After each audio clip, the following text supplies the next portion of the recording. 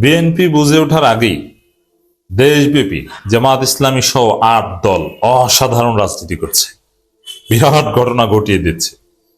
এতদিন তো শুধু ঢাকায় সীমাবদ্ধ ছিল, এখন দেশব্যাপী জামাত সহ ৮ দল নতুন ঘোষণা দিয়েছে। এই ঘোষণা রাজনীতিতে অত্যন্ত তাৎপর্যপূর্ণ।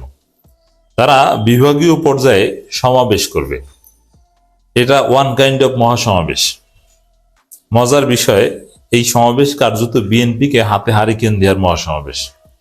কি মজার বিষয় দেখেন, ৮ দল মহাসমাবেশ করছে বা সমাবেশ করছে, যাই বলেন আপনি। তারা প্রচারণা চালাবে হা ভোটের পক্ষে। এখন হা ভোটের পক্ষে, না ভোটের পক্ষে কেউ আছে না। এখানে অটো জামাতের চরমোনাইয়ের এই ৮ দলের আগে ভাগে মাঠে নামা জনগণের মধ্যে পারসেপশন তৈরি করে দিবে বিএনপি হচ্ছে না ভোটের পক্ষে, আর জামাত চরমোনাই ৮ দল হচ্ছে হা ভোটের পক্ষে। বিএনপি কি মাইন্ডকে চিপায় পড়ছে, কোন বেকায়দায় পড়ছে বুঝতে পারছেন? আবার বিএনপির কত স্বপ্ন, তারেক রহমান দেশে আসবেন, তারপরে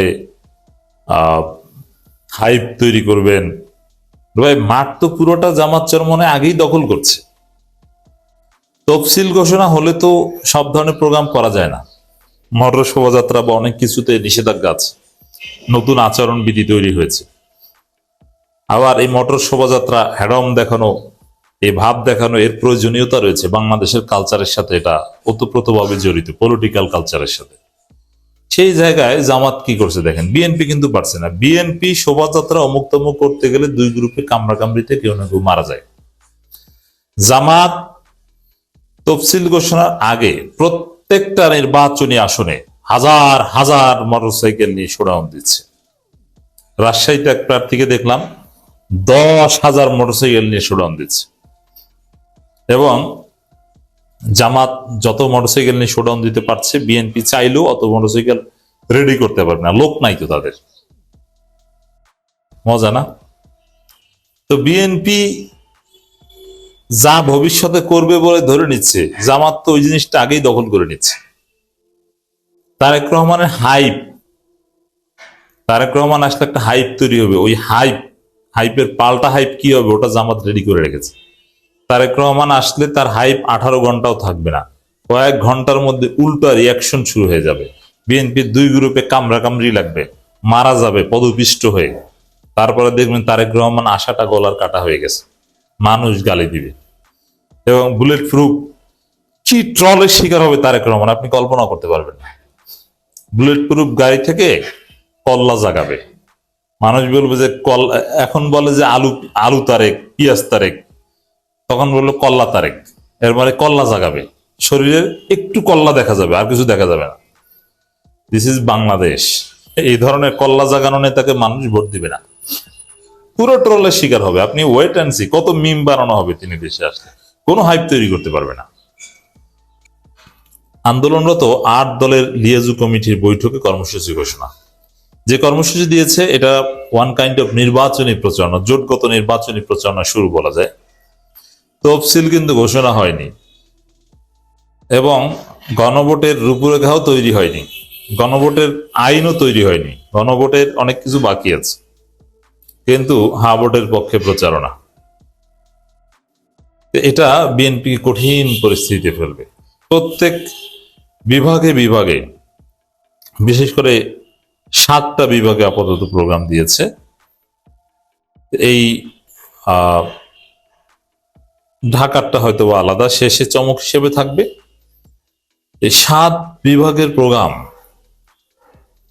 এটা আপনি দেখবেন অসাধারণ ঘটনা ঘটিয়ে দিবে। দেশব্যাপী একটা আলোড়ন সৃষ্টি হবে যে হুজুররা সবাই এক হয়েছে। এখানে বেসিক্যালি ইসলামী দল সবাই এক। পরিস্থিতি জামাত চরমোনাই আগে দখল করে নিচ্ছে। আমি চ্যালেঞ্জ দিয়ে বলছি, বাংলাদেশে তারেক রহমান আসার পর তারেক রহমান একটা মাঠে সমাবেশ করবেন, আর একটা মাঠে মিজানুর রহমান আজহারী সমাবেশ করবেন। মিজানুর রহমান আজহারীর সমাবেশে যে পরিমাণ লোক আসবে, তারেক রহমানের সমাবেশে তার 3 ভাগের 1 ভাগ লোক বিএনপি হাজির করতে পারবে না। আমি চ্যালেঞ্জ দিয়ে বললাম। তারেক রহমান খালেদা জিয়া দুইজনে মিলে গেলেও মিজানুর রহমান আজহারের আকর্ষণে যে লোক আসবে 1/3 লোক তার হাজির করতে পারবে না। অতএব তারেক রহমান হাইপ খেয়ে দেওয়ার একটা সহজ থিরুতে বললাম যে মিজানুর রহমান আজহারির মাধ্যমে খেয়ে দিতে পারে। তারেক রহমান এসে অমুক লোক তমুক লোক, ওটা আজহারিকে মাঠে নামলে সব নাই হয়ে যাবে। আপনি জানেন আজহারি কি, তার আকর্ষণ কি? আজহারিকে কেউ 10% বলে না খাম্বা বলে? কিচ্ছু বলে না। আজহারিকে দেখার জন্য বিএনপির লোকজন, বিএনপি পরিবারের ছেলে মেয়েরা পাগল। তো দর্শক, এই পরিস্থিতিতে এই হা ভোটের পক্ষে প্রচারণা চালাতে 8 দল মাঠে নামছে বিভাগীয় পর্যায়ে দেশব্যাপী। এটা অটোমেটিক্যালি বিএনপিকে না ভোটের পক্ষে ঠেলে দিবে, পারসেপশন তৈরি করবে। বিএনপি অলরেডি তো জয়নুল আবেদিন ফারুক বলে ফেলেছেন যে না ভোট দিব, না ভোট দিতে আহ্বান জানিয়েছে। এই এই এক জয়নুল আবেদিন ফারুকের এই বক্তব্য, এটা কাটিয়ে বিএনপি উঠতে পারবে বলে মনে হচ্ছে না। এবং এটাই কাজে লাগাচ্ছে জামাত চরমনাই 8 দল। তারা এটা বলবে যে তারা তো না ভোটের পক্ষে, না ভোট বিএনপি ওটা দিবেন না, হা ভোট জামাত চরমনাই ওইটা দিবেন। হা ভোট দাঁড়িপাল্লা হাত পাখা, মজা না? বিএনপি কেমন বেকায়দায় পড়েছে বুঝতে পারছেন। পরাজিতদের এরকমই হয়। 30 নভেম্বর রবিবার রংপুর বিভাগে বিশাল সমাবেশ। এর ফলে জামাত চরমনের পক্ষে যে জোয়ার তৈরি হবে, মানুষ দেখবে যে বিএনপিতে নাই, এদের তো কোথাও দেখি না, মোটরসাইকেল শোভাযাত্রা দেখি না, সমাবেশে দেখি না, কোথাও দেখি না। শুধু শুনি টেম্পো স্ট্যান্ডে কাফনের কাপড় পরে 2 গ্রুপে মারামারি করছে, মিছিল করছে, অমুকরে গুলি করছে, তমুকরে গুলি করছে। এর বাইরে তো বিএনপি দেখি না। 1 ডিসেম্বর সোমবার রাজশাহী বিভাগে বিশাল সমাবেশ, 2 ডিসেম্বর খুলনা বিভাগে বিশাল সমাবেশ। বিশাল সমাবেশ, সেটাকে আমরা মহাসমাবেশ বলতে পারি। এবং এই এক একটা বিভাগীয় মহাসমাবেশে কি পরিমাণ লোক উপস্থিত হয় আপনি দেখবেন এবং অবাক হবেন, আশ্চর্য হবেন। এর মাধ্যমে দেশব্যাপী দাঁড়িপাল্লার পক্ষে, হাত পাকার পক্ষে আলাদা গণজোয়ার তৈরি হবে। 3 ডিসেম্বর বরিশাল বিভাগে, 4 ডিসেম্বর ময়মনসিংহ বিভাগে, 5 ডিসেম্বর জুমাবার মানে শুক্রবার সিলেট বিভাগে, 6 ডিসেম্বর চট্টগ্রাম বিভাগে। তারপরে তফসিল ঘোষণার 1-2 দিন আগে চূড়ান্তভাবে ঢাকায় মহাসমাবেশ করবে। এবারটা কিন্তু 5 দফা দাবি আদায়, ভেরি ইম্পর্টেন্ট। এর মানে নির্বাচনের আগে গণভোটের দাবি থেকে কিন্তু এখন পর্যন্ত আনুষ্ঠানিকভাবে ফিরে আসেনি, মেনে নিলেও। বাংলাদেশে ইদানিং যে এই বোমাবাজি, অস্থিরতা, বিচার, নির্বাচন, এগুলো নিয়ে যেসব কথাবার্তা, আমি এগুলো নিয়ে অনেকবার কথা বলেছি, কিন্তু এখন ধরেন আন্তর্জাতিক অপরাধ ট্রাইব্যুনাল যদি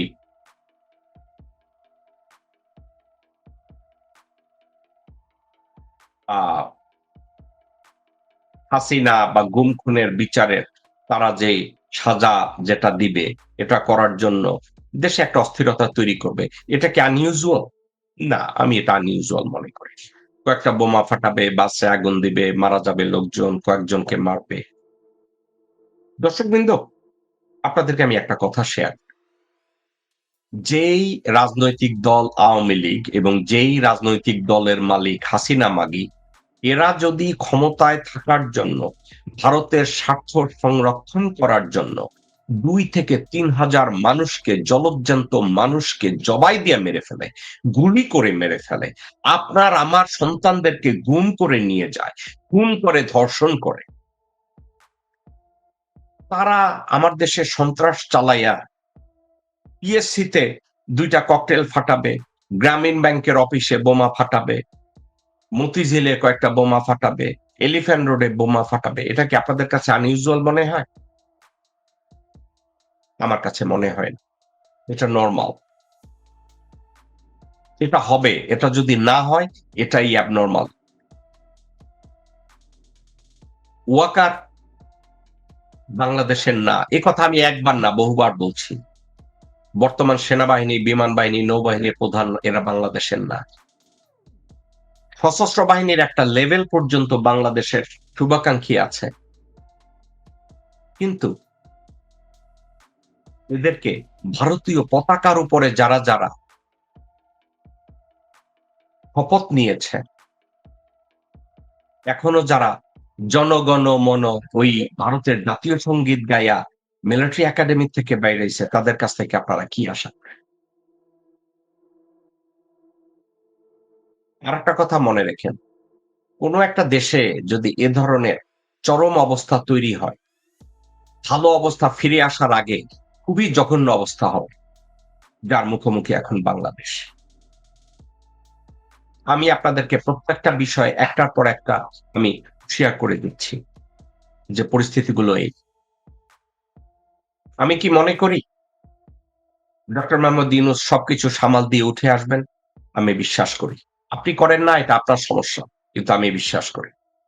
আমি ডক্টর মোহাম্মদ ইউনূসকে এখনো সব রাজনৈতিক দলের চেয়ে বেশি বিশ্বাস করি। আমি এখনো আজও ডক্টর মোহাম্মদ ইউনূসকে বাংলাদেশের যে কোনো রাজনৈতিক ব্যক্তি, নেতা, সবার চেয়ে আমি তাকে বিশ্বাস করি। ডক্টর খলিলকে আমি বিশ্বাস করি। আমার পছন্দের সাথে কিছু আসে যায় না, কিন্তু আপনাদের সবার এই মুহূর্তে একটা কাজ করা। আপনাদের বন্ধু বান্ধব আছে, আওয়ামী লীগ করে, যুবলীগ করে, ছাত্রলীগ করে, এমনকি বিএনপি ছাত্রদলও করে। কারো মধ্যে যদি প্রো ইন্ডিয়ান একটু কথাবার্তা শুনেন, একটু ভারতের প্রতি একটু নমনীয় ভাব দেখেন, কে কলার ধরে বসেন। হোক আপনার আপন ভাই, হোক আপনার আত্মীয় স্বজন, হোক আপনার বন্ধু বান্ধব, ধরে বসেন তাদেরকে। ভারতের প্রতি নমনীয়, ভারতের প্রতি বন্ধু ভাবাপন্ন এমন কোন লোকজন যদি পান, তার কলার ধরে বসুন, তার পায় থাবা দিয়ে ধরে বসুন, উৎপা ধরে বসুন। আপনি যদি আজকে ভারতীয় এক দালালকে রাস্তার মধ্যে ধরেন, পুরো বাংলাদেশ ভারতীয় দালাল বিরোধী যুদ্ধ শুরু হয়ে যাবে।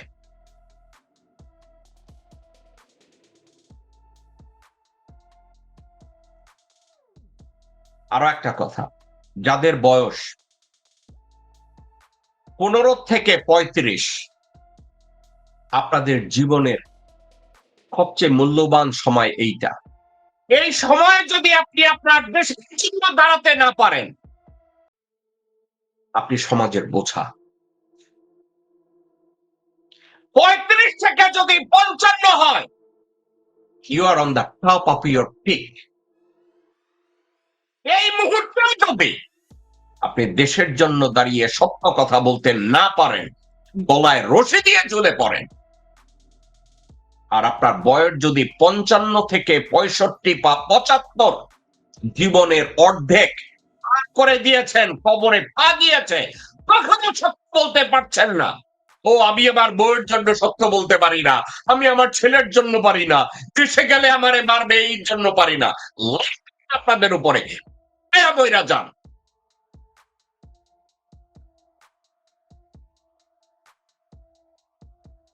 আমার একটা জীবন, আমার একটা স্বপ্ন, আমার ধর্ম এবং আমার দেশের জন্য যদি আমার জীবনটা চলে যায়, 1 সেকেন্ড অপেক্ষা করব না। ওটা আমার দেশ, ওখানে আমার বাবা জন্মেছে, আমার মা জন্মেছে, তাদের জানে। I don't like to see that land the part of fucking India. ওই জমিকে আমি ভারতের অংশ হিসাবে দেখতে চাই না। ওটা আমার স্বাধীন সার্বভৌম বাংলাদেশ, আমার দেশ মাতা। দর্শকবৃন্দ, এই ছিল আমাদের শো।